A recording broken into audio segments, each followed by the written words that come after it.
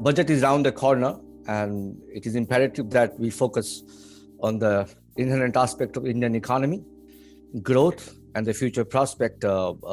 Since 1991, we've seen India is in the open market, call it liberalization, and we become the part of the global trade ecosystem. India has been striving to increase its stake in the global trade market. Having said that, we have not been succeeded, with compared to our even neighbors in scaling up in the global trade market. Or, for example, India's share in the global trade export in merchandise is 1.7% and 3% in services. And talk about such important issues that will redefine, in fact, the Indian economy for the future. We have Exim Bank MD, Mr. David Raskinat today. For my viewers, I would like to give a perspective of Exim Bank. Exim, the Export and Import Bank of India, which is known as Exim Bank in all the parlance, was set up in 1982. It is the principal financial institution in India for foreign and international trade. A little bit of introduction about David Raskinat. He's a managing director and chief executive officer of Export Import Bank of India. David joined Exim Bank in 1984-85, and since they has a wide-ranging exposure to the broad field of export credit, having worked in the areas of treasury, multilateral agency, funded project planning, and research and risk management, trade finance, project finance, and many other important. He has been part of a committee by Reserve Bank of India. He served the resident representative at the bank Washington DC office, and since 2017 he's a helm of Exim Bank as a managing director. David, welcome on BW Business World. Thank you, Manish. And let me begin by asking you, India was hit badly among the nations due to pandemic-led lockdown. Our GDP also plummeted historic low. You are aware of that. What is Exim Bank forecast based on the global outlook? To David Raskinat, MD, Exim Bank. I think we are pretty optimistic. We should not fall into this trap of looking at numbers. Typically, any GDP estimate, any GDP forecast is based on an econometric model. And a model basically looks at what has been the past trends, what has been the current economic factors, and based on that generates an estimate. So any model is predicated that data is timely, data is in a trend, data is not marred by blips. If there is a blip, you eliminate the blip or you control for the blip using seasonality issues in order to get a line. So I think we need to look through the current year. It's not just India. You can look at any country in the world and COVID has had a very drastic impact. You can say that it may be more in some cases, it can be less in some cases. And similarly, the estimates for India itself, depending on when the estimate was made and who is making the estimate, it ranges anything from -6 down to -15. To me, that is not important. What is really important is, whoever makes the estimate for a fall in GDP this year shows an almost identical growth in GDP in the next year. So what it is, you're seeing a blip and an immediate recovery. To my mind, let's look to that. This year is something which no country in the world is going to come out smelling of roses. What is going to happen in FY22? That is what we should be looking at. And I'm very confident that whatever we have lost in the current year, FY21, we will more regain it in FY22. Look through these numbers. David, I understand, we rather look for the future aspect and future solution than pondering up in the past. But I understand India is a large country, 1.3 billion, and we trying to be a 5 trillion economy. Having said that, and you are a principal, one of the financial institution, the sponsor for the international trade. You were impacted badly, while other countries, for example, China and South Korea, were compared to these countries, they somehow managed to retrieve certain ground in international trade. So how do you see India doing on international trade, especially during the COVID pandemic, especially from the Exim Bank point of view, David? Okay, let's distinguish between Exim Bank and the Indian exports. We'll deal both separately. Where Exim Bank is concerned, I think we've not had any disruption whatsoever. Our systems have been robust, our processes have been robust. Right from March, we went on to a work from home. We've managed to do the full audit of the accounts for the year ended March 2020 without any problem, published our annual reports. We've held board meetings, we've had credit committee meetings, we've even monitored projects remotely using a video link, has somebody actually walk around a project, report back on this. So from our point of view, I think it's been seamless. It's not ideal, of course. At the end of the day, we're human beings, we're social beings. We want to meet each other, we want to shake hands, we want to get to know. So it's not the perfect situation, but as far as the bank's business is concerned, I've not seen any major interruption.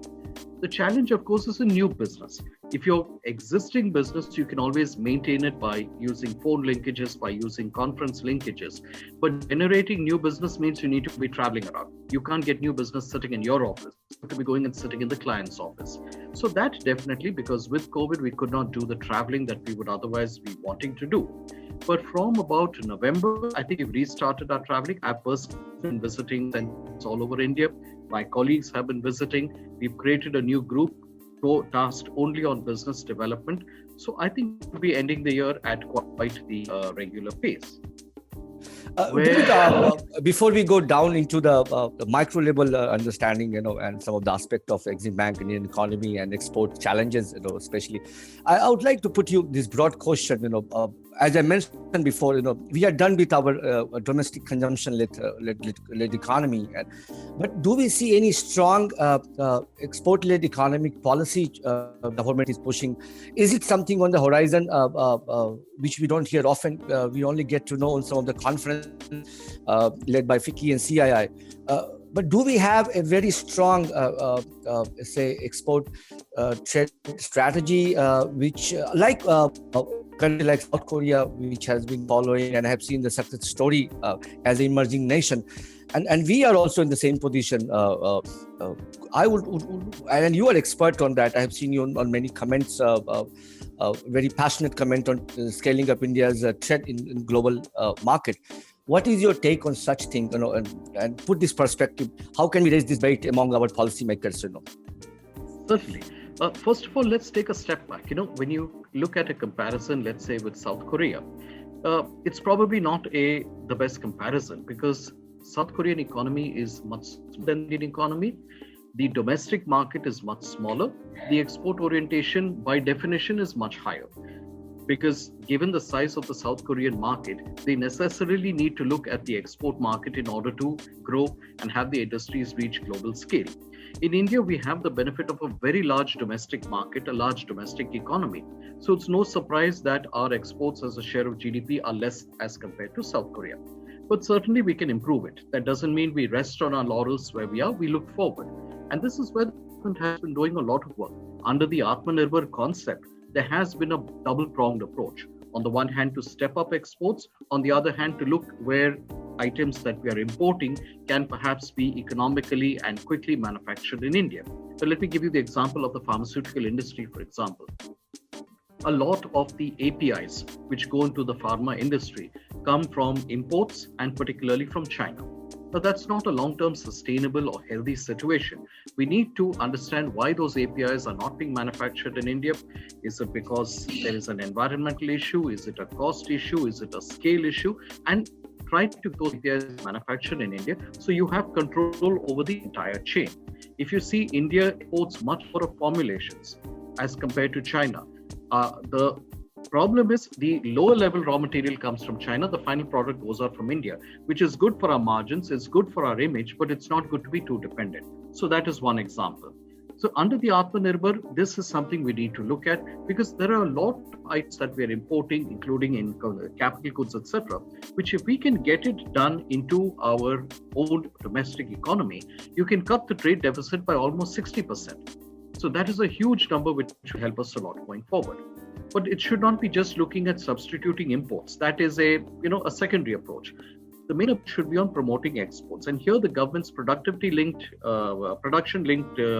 investment schemes, the PLI scheme, that is going to be tremendously useful. It's already shown its impact in electronics, in the area of more phones. You now have more factories coming up in different areas. Because bear in mind, under the WTO norms, you cannot look at only supporting exports. Then it'll infringe the WTO norms. You need to have an overall production. And that is something good, because I have never accepted this concept that you can have one line producing for exports and another line producing for the domestic market. No, that's a false dichotomy. All your production has to be of a quality and standard that can meet the needs of the export market. The export market cannot be treated as a residual or a separate point. Including now, you're looking at a lot of companies in the world who are looking at diversification of risk. The COVID impact, the geopolitical impact in Asia, in the Americas, has taught a number of companies a lesson which, frankly, we learned long back in Risk 001. You never put all your eggs in the same basket, particularly when that basket might be approaching fragility stages. You need to have, even if it is not cost effective, you want at least 2 different sources of raw material, 2 different sources of intermediates. You need a backup in all cases. A lot of companies are now looking to India. Apple is already here, Foxconn is here, a lot of other companies are looking at coming to India. This will on its own look at boosting exports as well. What I would like to see, sorry. David, sorry to interrupt you. Just very important question.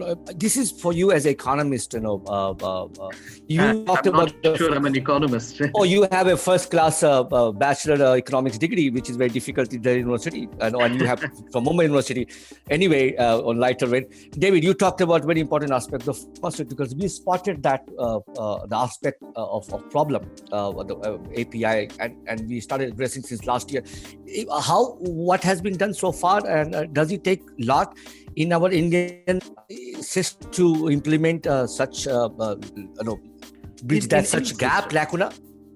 I would say in any system. See, if you look and particularly for pharmaceuticals, because ultimately a pharmaceutical is a product which is going into your body. It's either going orally as a tablet or as a capsule, or it's going intravenously as an injection or as a fluid suspension.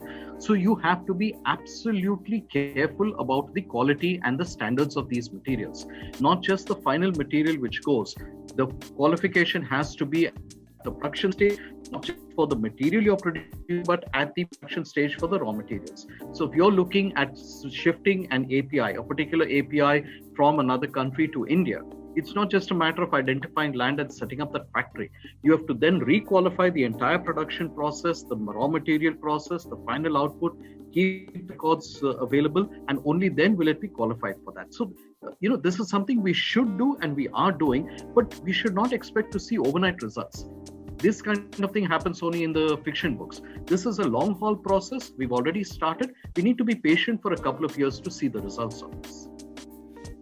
David, my next question embraces two aspects of the Indian economy and also Indian foreign policy. One is about is having a developmental partner, and second is also about the growth of Indian economy. And there comes the question of Africa. Exim Bank has been doing a tremendous amount of job, also some of the jobs have been recognized, some of the projects have been delayed. I would like you to talk about recent project investment in Africa through Exim Bank, some of the initiative and how we are reaching, especially African whole continent is concerned, keeping that India as a developmental partner and key important foreign policy of India. Sure. For us, Africa is a very, very important partner. We are the online, or I would say the implementing agency for the government's economic diplomacy in its outreach to various countries of the world, particularly Africa.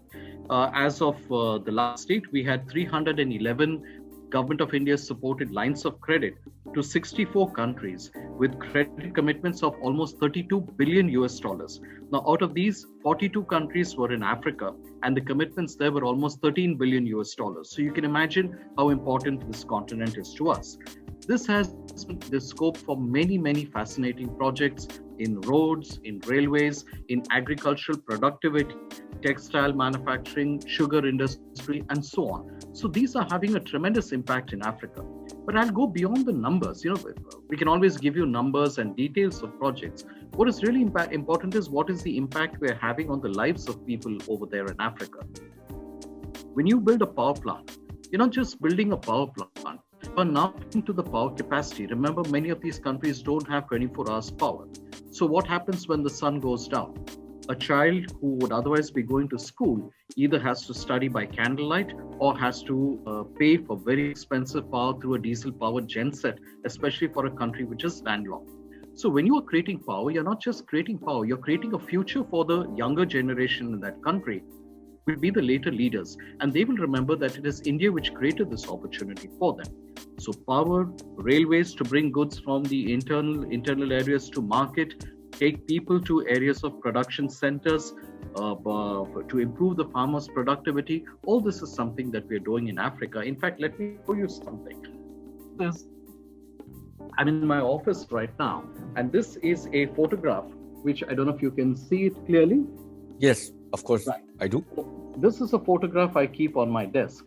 This is a run-of-the-river power generation project in a country called Rwanda. Now, this is a small project, just 28 megawatt project. But you see, when we went to visit them, these were the children who gathered, right? So this is what I tell my staff always. You're not just building a dam over there, which will be looking at, providing power. You're creating a future for these children. So that is what keeps us going. And I think that is what we're doing in Africa, which gives India a good name in that country. Unlike certain other countries, we are not trying to, shift people over there or use prison labor to build a project or take over some natural resources. We are development partners. We are friends in that continent. And that gives us a very, very strong position in Africa. David, it is a well recognized that India's approach to Africa is a developmental partner. It is well understood that, but there are some concepts, as we say, arching concept. We came up. Our Prime Minister is also very keen to sort of take this forward. But in the public domain, there is no clarity on how it's being executed. What does it entail actually when we talk about a declaration of Asia-Africa growth corridor, which was done in 2016 by India and Japan, converging on the same development model, which we talk about, embracing the India's way of reaching out to the international partners, especially in the African continent. How is it unfolding? What role Exim Bank will play in AGC to you? Sure. Okay. There's two parts to your question. One is lack of information. I would invite you and all who are listening into the interview, please visit our website. You will have ample information on development projects funded by Exim Bank, on the lines of credit, success stories. I mean, you can actually go and read the database on various parameters, and I think you'll get a lot of information. And if you need more, please feel free to write to me. You can use the Right to Information Act if you need, but I'm happy to respond even without that, because ultimately this is the business we do. So I'm more than happy to share information, to share success stories, or to put you in touch with people in those countries who can talk to you. So no worry about information. On the Asia-Africa Growth Corridor, I can't comment on the political aspect because I'm ultimately, at the end of the day, a development banker. So I cannot speak from the political aspect. But to me, this is a marriage made in heaven. If you look at India and Japan, and when you're talking India-Africa Growth Corridor, you're basically talking India-Japan. You could maybe bring in the other Quad countries, but at the moment it's India-Japan. Now you just look at the comparison between the two countries. You have India, a high population, surplus labor, low cost of labor. You have Japan, low population, low labor, high cost of labor. You have Japan, a surplus capital with a low cost of capital, and India, a scarce capital with a high cost of capital. It's like merging. It's a marriage made in heaven. So if we can use the strengths of both countries to look at projects, that is ideal. Let me give you an example. Take a railway project. I mean, there are several you can look at, but take a railway project. For a railway project, you need actual grading of the land, construction of the railway line, preparation of ballast, building of culverts, bridges, electrification, signaling, platforms, I mean, you name it. And then, of course, you need the rolling stock and the signaling side. There is the high-tech area, which is the sophisticated signaling and so on. There is the rolling stock, and there's a civil work. An Indo-Japanese consortium could be a fantastic bet for this because we have the civil. I mean, we built railways right across the Indian subcontinent, which covers rivers, desert, swamps, wintry conditions in the north, hot summer, monsoons. There is nothing we've not seen in India that we would see in the rest of the world. So we have the ability to construct those railway lines in any country in the world. For the rolling stock, we could either use partly from India, partly from Japan. The technology could come from Japan. Between the two of us, it would be a fantastic project. So this is just one example in railways. You can replicate the same logic in power and so on. So from our side, we are very bullish. We already have an MOU with the Japan Bank for International Cooperation. They have helped us in raising funds in the domestic market. Exim India, in fact, is the only Indian issuer in the samurai bond market in Japan. It's a highly rated bond market. So David, it is a good marriage. I understand that great concept. Has any project taken off with the help of Japan investing, pumping their money and in the developmental program with India? Could you cite some of the projects? I wouldn't know. From Exim Bank's point of view, no. We are ready. We've signed the MOU. We've had projects so far, but there may be others which I'm not aware of. David, now a little broader, we go beyond Africa, and besides line of credit offered by MEA and Ministry of Finance, what are the other potential investment opportunity that Exim Bank is scouting for in the global market, specific to region, again, in say larger Eurasian region? Could you throw light on some of your fantastic incentive and how an Indian investor can use your platform? Overseas, certainly. In fact, though we tend to be somewhat unfairly known mostly by the lines of credit, because those are the big ticket items, get all the publicity. But do a lot of other lines of credit is barely around maybe 60% of my business. There is a lot of other business we do, and one of it is exactly what you said, that is invest overseas. For an Indian company which wants to invest overseas, either by setting up a joint venture or a subsidiary, acquiring a company overseas, or building up a forward market. Now, within Africa, we have supported the building of a concrete sleeper plant. It saves the use of wood from trees, and the sleepers can be built out of concrete. We've supported a plant making liquid glass, sodium silicate for the detergent industry, steel plants, agriculture in the shea nut processing, production of woolen blankets, and so on. So from our side, we are more than happy to look at financing investment into Africa from any of the Indian companies which go. We just need that there has to be a minimum 51% holding by an Indian company, and we are more than happy to look at this kind of support. Some of the sectors you can point out, especially specific to Africa, when Indian investor can look into. Sure. Textiles, I think, is a very big concept. India is very good at fabric. Our strength is in fabric production, apparel fabric, as well as home textiles. Garments, ultimately, you have to do on-site. So there is, for example, a plant in Ethiopia financed by us, which produces denim fabric produced in Ethiopia, which is then exported to the European Union. Now, the next step would be to convert that denim fabric into actual, jeans or jackets, or I don't know, I'm a bit of an old person. I don't know what the young generation is wearing in denim, but whatever they would be liking to wear, the same denim can be used for that. And we'd be happy to look at providing that kind of support. David, one aspect which is also important to discuss, it is very frankly discussed among the circle, who have interest, especially in a market like Africa, is the political instability in the African market. So how can the Indian exporter mitigate such challenges, and how does Exim Bank assist, say, investor under such circumstances? If their investment on in difficult situation, under this sort of abrupt political instability in any country, say in Africa. What is your take on this? I'll put it this way. Political instability can happen in just about any country in the world. We've seen some very interesting TV shots of a country in America recently, which we probably never would have expected. But joking apart, see, we have, many of us in India have this tendency to look at Africa as a monolith. Africa is a continent, 55 different countries. All these countries are not the same, except that they are in the same continent. They are very different. Several of the countries in Africa are rated higher on the ease of doing business as compared to India. Mauritius, for example, or some of the countries in Eastern Africa are rated higher than India. So, we need to stop looking at this as one monolith and letting a few negative headlines bias us. There are very, very good investment opportunities in many of the African countries.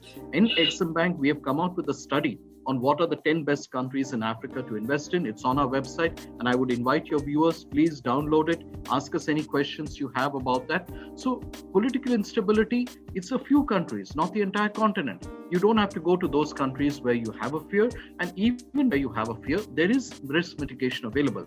Exim Bank is prepared to provide lines of credit or buyer's credit, taking the risk on itself, and with the support of our sister organization, Credit Guarantee Corporation, ECGC. We have private insurance available. It's more expensive yet, but there is definitely private insurance available for many of these countries. We can look at the MIGA, the Multilateral Investment Guarantee Agency, an arm of the World Bank Group. So there are possibilities. It's not as if it's a absolute wall which we cannot break. There are ways of getting over it. The cost can issue. Some covers can be more expensive, some can be less expensive. But as I said, there are some countries where the cover is even less expensive than India. So rightly said, David, one of the important question, I think it is, as for me as also a key defense journalist, we see a lot of potential, especially in the defense export. I remember just about, if I cut the data about 4 years ago, we were just about 1,500 crores of export, which turned out to be 11,000 crore of exports. So despite the Indian defense industry at the threshold now, we see a huge potential coming up.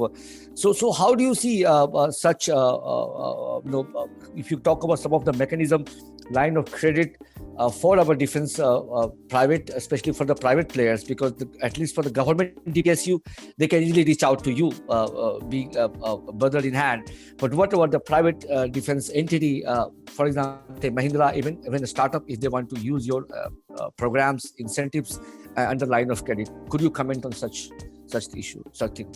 At Exim Bank, we do not differentiate between public or private sector. Any Indian exporter is a customer for us. In fact, even if it is a foreign-owned company, but it is established under the laws of India, producing in India, exporting from India, they are my customer. So the ownership, I think we are ownership neutral. At the end of the day, my job is to increase exports out of India. So Mahindra's is welcome. In fact, we used our programs to export some of their vehicles under a defense line of credit to Sri Lanka in the past. You've had L&T using the facilities. You've had Tata Group using the facilities. So it's very much in place. In fact, a lot of, what happens with defense is it doesn't get too much of publicity. Some of you would be interested to know that offshore patrol vessels made in Indian shipyards have been exported to countries like Mauritius, to Sri Lanka. There is a possibility that they might be exported to an East Asian country. I can't get into details because it isn't finalized just yet. But even if you go down the road, we're looking at, let's say, bulletproof jackets. There is a very interesting company in Delhi, and I'm going to ask you to give me about 2 minutes to talk about a very interesting program of Exim Bank. Sure. But okay, let me combine it with this one. Yes. So we've launched this new program called Ubarte Sitare, or a rising star. So what does this mean? What we have seen, there are many good companies in India, in engineering, in services, in other areas, who have a good track record domestically, that they have a good product well accepted by the Indian market, but somehow they're not exporting, or if they're exporting, it's just a small part of their business and they're not exporting to very remunerative markets. So what Ubarte Sitare does is, it does a diagnostic and provides a solution. Now, the simplest, of course, is a loan. But then there are lots of people in India providing loans. We want to go beyond that. If you're looking at a small and medium industry, what he needs is less of debt finance and more of equity support. Okay. He is, however, reluctant to give equity to a private equity firm or to an angel investor because he's worried about losing control. Naturally, after all, he's built up the business. So together with SIDBI, the Small Industries Development Bank, we are coming up with an alternative investment fund, which should be getting off the ground during this quarter, which will provide the equity that the investor, that the entrepreneur needs, without him being worried about being displaced. Because after all, Exim and SIDBI are not in the business of making defense equipment. We are there to support him.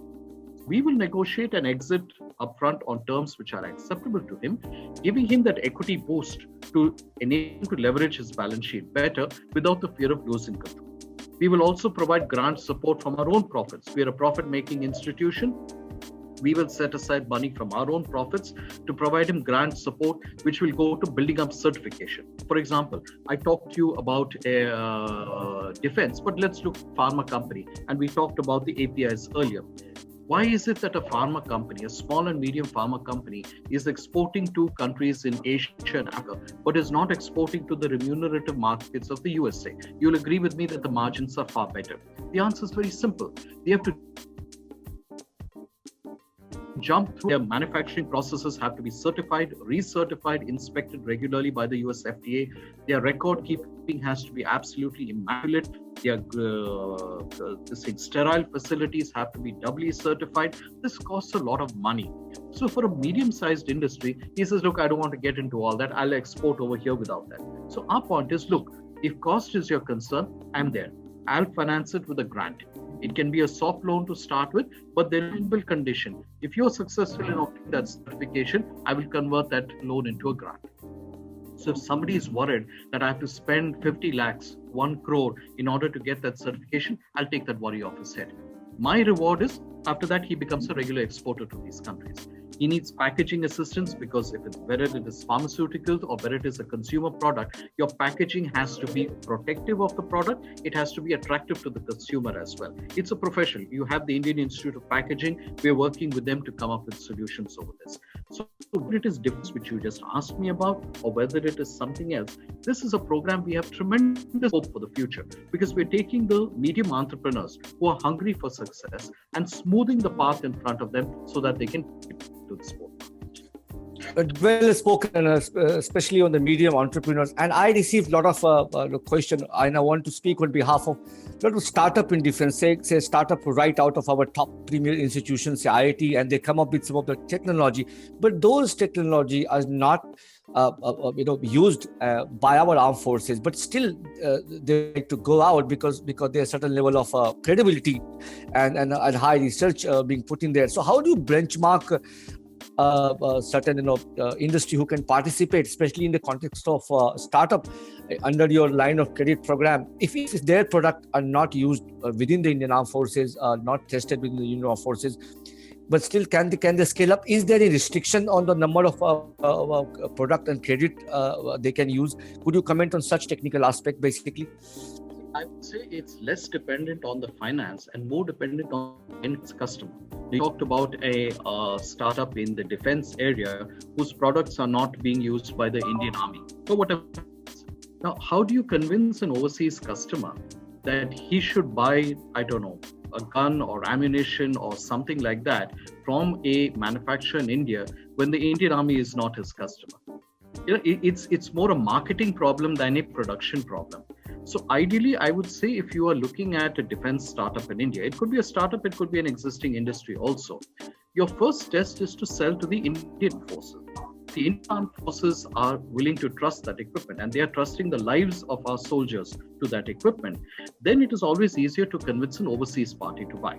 But it's very difficult to convince an overseas customer to start buying your products if you're not successful domestically. It is a bit of a chicken and an egg situation, but I think you get my logic. Yes. David, back to some of the broader questions, since we began with the budget is round the corner and our export is the focus area. What is the expectation and as a MD and a premier financial institution of India, what is there for our exporter in terms of new incentive scheme and some of the things which encourage our investor to look out of the COVID lockdown, since we must now be open to such initiative. Could you talk about the positive incentive which expected? Well, let me first say that I have no idea what is going to come in the budget making is a highly confidential process, and I have no role to play in that. But I would like to maybe put forward a couple of ideas, which I'll be very happy if they are accepted. But bear in mind, I'm doing it purely as a individual only. Now, one of the things which I think we are missing in India is a long-term development finance institution. In the late 1990s and early 2000s, this was an outshoot of the Narasimhan Committee, and I think Dr. Rangarajan, who was the RBI governor at that point of time, has gone on record saying that we probably made a mistake We wound down the DFIs. We closed down the IDBI, the ICICI. We encouraged them to convert into commercial banks. Now they added to the existing universe of commercial banks, but we took away a very, very important tool for Indian industry. After all, Indian industry developed on the basis of what I would call patient capital, long-term loans, etc. Now, it's very ironic when now as Exim Bank, when I fund an overseas project, I can provide even a 15, 20-year loan to an overseas project. But a project in India is not able to get a 15 or a 20-year financing. Something's not right. And if you look at the experience of other countries, be it Japan, be it Korea, be it China, they've all used long-term finance for development. Very ironically, and I would say it's a bitter irony, at the time when we were closing down the DFIs, China was setting up the China Development Bank, the China Exim Bank, and so on. Now, the results are there for all to see. The China Development Bank's balance sheet is probably bigger than India's GDP today. Now, it's not a fair comparison, but you get the idea of where I'm going. Now, there has been a lot of mention in the press that the government may be perhaps working on a new development financial institution. I have no knowledge about it, but I very much hope that it would be there, a government initiative, either in the budget or outside the budget, because I believe Indian industry needs long-term patient capital. And long-term patient capital must come from a development financial institution. It cannot come from the banks. You will have an asset liability mismatch, which would create a lot of problems. One of the big problems for a DFI was resources. But if you see the FIs like the Power Finance Corporation, the REC, many of us, we've been raising bonds in the market without any problem. If cost is the issue, all we need to do is allow them to issue tax-free bonds. Let's assume a 20-year tax-free bond can be issued in the market today very comfortably for even 5 and 6%. So what is the government sacrificing? On a 5% coupon, the government sacrificing at the marginal rate of tax, 1 rupee 50 paise per 100 rupees of the bond. It's nothing for the government. Even if you say it's over 10 years, that's 15 rupees on rupees 100. But that 100 rupee bond will create the kind of investment plant and capacity which will generate employment, it will generate economic activity, it will generate GST, it will generate income tax, which is multiplier of that revenue foregone. So I would be very much looking to see new development financial institution empowered to raise resources through tax-free bonds or any other long-term bonds and funnel that into development of industry. The second thing I would like to see is a greater emphasis on research and development. You talked about Indian exports, you talked about Korea. Let me just give you a statistic. R&D expenditure in the Indian economy is, I'm sorry to say, pathetic. And it is done almost entirely by the government. The private sector, other than the pharmaceutical and a few other industries, is not really present there. There aren't the kind of academic linkages you see in many other countries. For us, R&D, domestic expenditure R&D, as a percentage of GDP is less than 1%. Less than 1%. Now, in Japan, the same figure is 3.2%. In Germany, it's 3%. USA, it's 2.8%. In South Korea, and you talked about South Korean exports, South Korea, the number is 4.8%. Where is 4.8% and where is less than 1%? If we have to have our exports moving up the value chain, we have to be investing in R&D. Our exports of R&D intensive products, high technology products must go out. Now, our share of high technology exports in our export basket is just 9%. For Korea, the number is 36.3%. For China, it's 31.4%. So that is my dream, a greater focus on R&D, maybe a tax incentive for R&D expenditure or other incentives. There are various ways of doing it, accelerated depreciation, deferred revenue expenditure, charging it. There are various ways of doing it. But I would love to see a greater emphasis on R&D support in the present budget. I think very well explained, David, some of the very fundamental aspects. I expect a few bankers like you speak manner, our country will indeed be on the growth path. But having said that, I will come towards the last question, which a lot of, people who want to understand in simple terms, by the way, we always say our economy resisted recession era a couple of time in the past because we were immune to the global global trade system, basically. How flawed is this logic? Because if you see this COVID-19 lockdown-induced period, we almost collapsed. Our economy plummeted historic low, while other economy did not collapse the way Indian economy collapsed. We were boosting much about our financial institution and foundation, what we have? This is larger question to you to understand, and or we need to more open up and relook at our financial institution, especially what we have witnessed these days during the COVID-19. I would probably disagree. When you say that the Indian economy collapsed much more than other countries, I would strongly disagree. The first quarter of the year, yes, because you just had the lockdown, there was a sharp plunge. And I think you had numbers of minus 23 or something. But if you remember, the second quarter, it changed to minus 14. Now that means you actually had a growth from the second quarter. So the classic definition of a recession is 2 consecutive quarters of negative growth. This was not so. You had a drop in Q1, there was an improvement in Q2. It's still negative because of the extent of the drop, but you actually had an improvement. So most people seem to have missed that simple fact that what happened was actually an improvement in Q2 over Q1. And I'm sure when Q3 numbers coming out, they'll probably be released next month, I guess, you'll see a further improvement. So there's no question of India being in a recession or anything. Even the classic economic definition is not.